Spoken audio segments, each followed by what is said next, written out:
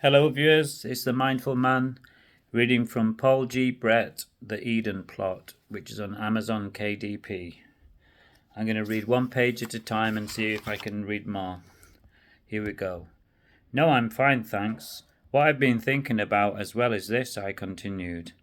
What are country people really like? You see, I'm a town boy. I never lived in the outback, so to speak. You're crazy. That's in Australia. This is England, down here in the south. I know, but what I mean is, how do country people think? What do they feel about the countryside and country life? How much do they value the trees and the rivers and the peace and quiet of the night without street lamps blaring out all the time, able to see all the stars? It's not so quiet really, but you're right, we do value the countryside and don't want it spoiled, built all over with housing estates and motorways and what have you. My Nana's told me she's been here all her life. She lives in Hiddington. It's in the Throckhampton group. Silly name really, but then that's what I think. And what role does the cathedral play in the country? I went on. I know people value their local churches and maybe couldn't care much about those large ancient buildings in the cities. I know fewer people go to church these days, and finding money to keep the rain out and heat the place when it's empty most of the time. That's quite a burden on them.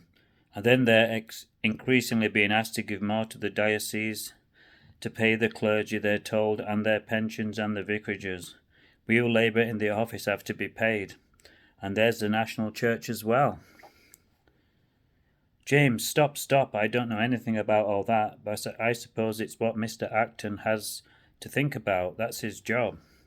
And we're here to help and to develop things for the church too. If they knew all this, they'd be a bit happier to pay up, don't you think? I'm not sure about that, and the way it's all calculated is a mystery to us. I know some churches have money left to them in the past by landowners who wanted their relatives buried inside the building, with great big monuments in a prominent place on the wall, so people would know how important they were. Anyway, I shouldn't talk like this. I'm getting on my high horse. Sorry, James. You're right about one thing, though, I said, lightening our conversation to an immediate and evident relief. The church is certainly in a mess at the moment. Take that team meeting this morning. It was appalling. They spent all the time discussing the rooms. Can you believe it?